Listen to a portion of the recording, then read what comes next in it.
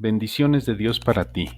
Bienvenido al estudio del Evangelio de Juan en una producción de la Iglesia Metodista de México, Templo del Divino Salvador en Querétaro, como parte del programa de estudio de la Escuela Bíblica Dominical para aprender en casa. En este video veremos el capítulo 4 del Evangelio de Juan, libro de estudio de nuestra Iglesia en el año 2020. Comenzamos. En esta lección veremos los temas Jesús y la mujer samaritana y Jesús sana al hijo de un noble. Jesús y la mujer samaritana.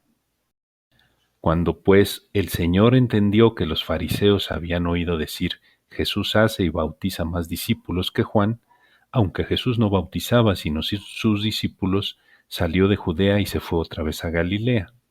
Juan 4, del 1 al 3. Al parecer, Jesús salió hacia Galilea inmediatamente después del encuentro con Juan en Enón, junto a Salim, en camino a Jericó. No quería precipitar una crisis. Es que el Señor Jesús estaba actuando según un tiempo. Aquel tiempo estaba ya planeado. Jesús había dicho con toda claridad que Él había venido para hacer la voluntad del Padre. No había llegado aún su hora. Y le era necesario pasar por Samaria. Vino pues a una ciudad de Samaria llamada Sicar, junto a la heredad que Jacob dio a su hijo José. Y estaba allí el pozo de Jacob. Entonces Jesús, cansado del camino, se sentó así junto al pozo. Era como la hora sexta. Vino una mujer de Samaria a sacar agua, y Jesús le dijo, dame de beber. Juan 4, del 4 al 7. En el regreso a Galilea, podría haber pasado por Perea, que está al este del río Jordán, o bien podría haber pasado por Samaria. El historiador Flavio Josefo nos dice que, aunque la ruta más directa era la que pasaba por Samaria, los judíos no la utilizaban debido a la antipatía que se profesaban judíos y samaritanos. Sin embargo, Jesús tomó esa vía porque quería alcanzar a la gente despreciada de esa región. En aquel entonces los samaritanos, por lo general, eran personas bastante pobres. Al encontrarse con esta mujer, le pidió un favor y apeló a su benevolencia.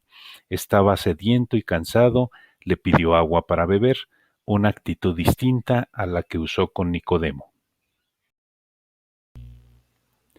La mujer samaritana le dijo, ¿cómo tú siendo judío me pides a mí de beber que soy mujer samaritana? Porque judíos y samaritanos no se tratan entre sí. Respondió Jesús y le dijo, si conocieras el don de Dios y quién es el que te dice dame de beber, tú le pedirías, y él te daría agua viva. La mujer le dijo, Señor, no tienes con qué sacarla, y el pozo es hondo. ¿De dónde pues tienes el agua viva?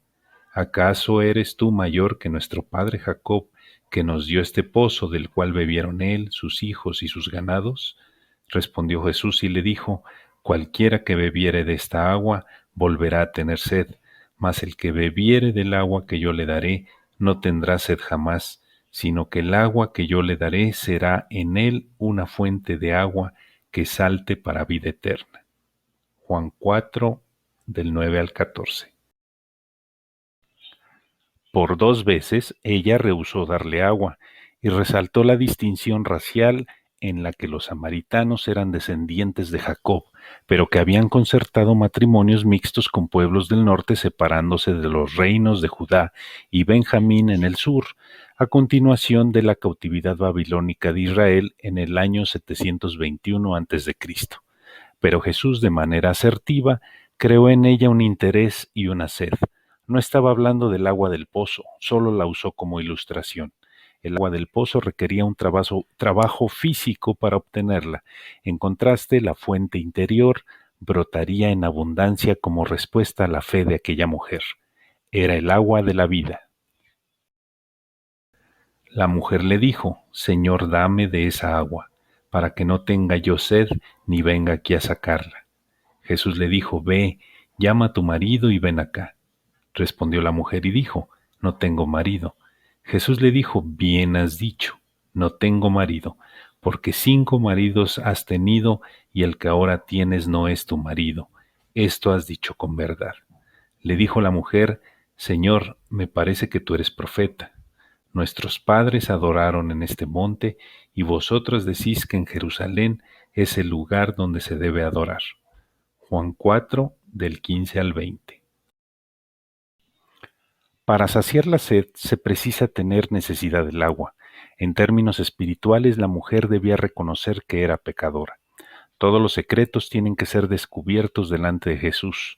La mujer estaba conmovida con lo que Jesús le ha dicho, pero parece que ella quiso cambiar de tema y empezar una discusión sobre un tema religioso. Uno de los problemas del cristianismo actual es el encubrimiento del pecado. Hay mucha hipocresía, concesiones a la maldad y una negativa de hacer frente al pecado. Hay cierto temor por parte de los que exponen la Biblia en tratar el problema del pecado en las vidas de los cristianos a fin de evitar la desbandada de creyentes. Jesús le dijo: Mujer, créeme, que la hora viene cuando ni en este monte ni en Jerusalén adoraréis al Padre. Vosotros adoráis lo que no sabéis, nosotros adoramos lo que sabemos, porque la salvación viene de los judíos. Mas la hora viene y ahora es cuando los verdaderos adoradores adorarán al Padre en espíritu y en verdad, porque también el Padre tales adoradores busca que le adoren. Dios es espíritu, y los que le adoran en espíritu y en verdad es necesario que adoren. Le dijo la mujer: sé que ha de venir el Mesías llamado el Cristo. Cuando Él venga, nos declarará todas las cosas. Juan 4, 21 al 25. El Señor no evitó la cuestión del pecado personal, pero ante todo se conmueve ante la sincera duda de ella. Para esta mujer lo importante era averiguar si debía adorar a Dios en ese monte donde los samaritanos le adoraban, o si debía ir a adorarle a Jerusalén, donde lo hacían los judíos. Lo relevante no era dónde, sino cómo se le adora, en espíritu y en verdad. Pero la mujer también demuestra un interés genuino en la venida del Mesías. Aún los samaritanos lo esperaban. Jesús le dijo: Yo soy el que habla contigo. En esto vinieron sus discípulos y se maravillaron de que hablaba con una mujer. Sin embargo, ninguno dijo: ¿Qué preguntas o qué hablas con ella? Entonces la mujer dejó su cántaro y fue a la ciudad, y dijo a los hombres: Venid, ved a un hombre que me ha dicho todo cuanto he hecho. ¿No será este el Cristo? Juan 4, 26 al 29. Esta mujer ahora se hallaba cara a cara con el Salvador del mundo, con el Mesías. Había aceptado al Señor Jesús por fe, y entonces corrió a la ciudad para contárselo a esos hombres que, quizás, tenían relación con ella y estaban muy interesados en saber si este Jesús era de quien ella hablaba. Podía de veras contar todo lo que ella había hecho. Entonces salieron de la ciudad y vinieron a él. Entretanto, los discípulos le rogaban diciendo: Rabí, come. Él les dijo: Yo tengo una comida que comer que vosotros no sabéis. Entonces los discípulos decían unos a otros: ¿Le habrá traído alguien de comer? Jesús les dijo: Mi comida es que haga la voluntad del que me envió y que acabe su obra. Juan 4, 30 al 34. Los hombres vinieron a ver a Jesús a causa del testimonio de la mujer, y es muy importante comprender el hecho de que la mujer testificara a otros. También que el motivo por el cual Jesús pasó por Samaria fue hacer la voluntad del Padre. Esa era la prioridad de Jesús, aún más que tomar alimento material. ¿No decís vosotros: aún faltan 4 meses para que llegue la siega? He aquí os digo: alzad vuestros ojos y mirad los campos, porque ya están blancos para la siega. Y el que siega recibe salario y recoge fruto para vida eterna, para que el que siembra goce juntamente con el que siega. Porque en esto es verdadero el dicho: uno es el que siembra y otro es el que siega. Yo os he enviado a segar lo que vosotros no labrasteis. Otros labraron y vosotros habéis entrado en sus labores. Juan 4, 35 al 38. Aún en tierra donde no esperaban frutos, los discípulos aprenderán que hay trabajo. Samaria, por ser tierra de gente odiada o por cualquier otro motivo, no entraba en sus planes, pero sí en los del Señor. Siempre hay necesidad de predicar el reino en cualquier lugar, en cualquier situación y en cualquier persona. Y muchos de los samaritanos de aquella ciudad creyeron en él por la palabra de la mujer, que daba testimonio diciendo, me dijo todo lo que he hecho. Entonces vinieron los samaritanos a él y le rogaron que se quedase con ellos, y se quedó allí 2 días. Y creyeron muchos más por la palabra de él, y decían a la mujer, ya no creemos solamente por tu dicho, porque nosotros mismos hemos oído y sabemos que verdaderamente este es el Salvador del mundo, el Cristo. Juan 4:39 al 42. Muchos vinieron al agua viva y bebieron de él. La única condición era la de tener sed. En Isaías 55:1 dice, a todos los sedientos venid a las aguas. Y en Juan 7:37 leemos, si alguno tiene sed, venga a mí y beba. El agua de vida fue y es actualmente ofrecida a cualquiera, pero la condición era, y es hoy en día, tener sed. Y aquel día fueron muchos los samaritanos que vinieron a Jesús y bebieron.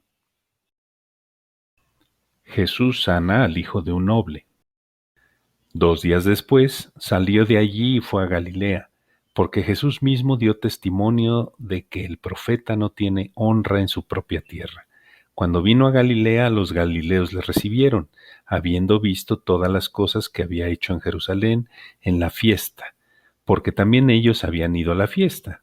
Vino pues Jesús otra vez a Caná de Galilea, donde había convertido el agua en vino, y había en Capernaum un oficial del rey, cuyo hijo estaba enfermo.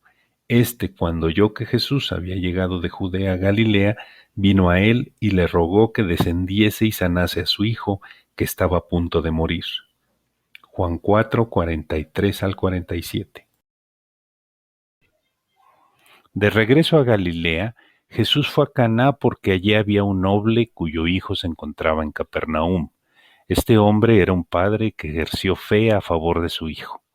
Tenemos el derecho de esperar que nuestros seres queridos lleguen a conocer a Cristo, revelando en nuestra propia vida que tiene una fe viva en Jesucristo y que esta es una experiencia que funciona en la vida práctica. Entonces Jesús le dijo, si no viereis señales y prodigios, no creeréis. El oficial del rey le dijo, Señor, desciende antes que mi hijo muera. Jesús le dijo, ve, tu hijo vive. Y el hombre creyó la palabra que Jesús le dijo y se fue. Cuando ya él descendía, sus siervos salieron a recibirle y le dieron nuevas diciendo, tu hijo vive. Entonces él les preguntó a qué hora había comenzado a estar mejor. Y le dijeron, ayer a las 7 le dejó la fiebre. El padre entonces entendió que aquella era la hora en que Jesús le había dicho, tu hijo vive. Y creyó él con toda su casa. Esta segunda señal hizo Jesús cuando fue de Judea a Galilea. Juan 4:48 al 54. Este fue el segundo milagro que hizo Jesús, y recordemos que Juan utilizó la palabra señal para referirse a aquellos milagros. Este hombre protestó porque no buscaba simplemente señales, milagros o prodigios. Él quería que su hijo fuera sanado, y esto era lo único que le interesaba. Jesús entonces respondió a la fe de este hombre y sanó al muchacho. Es pues la fe lo que enfatiza Juan en este capítulo como acceso a Jesús como fuente de la vida eterna y además una fe que puede ser testimonio a otros de que crean en Él. Conclusiones. Jesús reivindica a los marginados, a los odiados samaritanos y a las mujeres. El Señor no cuestiona la inmoralidad, siempre que haya arrepentimiento sincero. Ante ello nos ofrece del agua de la vida eterna. Pero esa agua proviene de Cristo y para ello debemos tener un encuentro cara a cara con Él. Siempre hay necesidad de predicar el reino, en cualquier lugar, en cualquier situación y a cualquier persona. La fe se vive diariamente y debe ser testimonio a otros para que crean en Él. Evaluación y reflexión. Jesucristo, el Hijo Divino de Dios, fue concebido de una virgen, pero era humano también. ¿Qué atributo común exhibe en el versículo 6? ¿Qué clase de agua dará Cristo a los que le pidan? Si bebe usted agua natural, tendrá usted sed otra vez, pero si bebe del agua de vida que Jesús da, jamás tendrá sed. ¿Cuánto tiempo durará esta fuente de agua viva? ¿Cómo dijo Cristo que los verdaderos adoradores adorarían al Padre? ¿Qué le revela Jesús a la samaritana? ¿Qué motivó a los samaritanos para creer en Jesús? ¿Qué orden de sucesos ocupa el milagro descrito en este capítulo? Consejos para estudiar la Biblia. El pastor John Wesley, fundador del metodismo, recomienda algunos consejos prácticos para estudiar la Biblia. Establece un tiempo para la lectura, si es posible cada mañana o cada tarde. Lee con el único propósito de conocer la voluntad de Dios y con la firme resolución de cumplir su voluntad. Lee con atención constante para ver la conexión y la armonía de estas grandes doctrinas: el pecado original, la justificación por la fe, el nuevo nacimiento y la santidad interior y exterior. Ora fervientemente y seriamente antes de leer la Escritura, para entenderla como sólo puede entenderse a través del mismo Espíritu Santo que las inspiró. Del mismo modo, debemos terminar la lectura con una oración. Mientras leas, haz una pausa para examinarte a ti mismo, tanto en lo referente a tu corazón como a tu vida. Utiliza de inmediato todo lo que Dios te muestre para tu salvación presente y eterna. Gracias por tu atención a este video. Si te gustó, compártelo por favor. Sigue los canales oficiales de la Iglesia Metodista del Divino Salvador de Querétaro para más contenido. Dios te siga bendiciendo en el estudio de su palabra.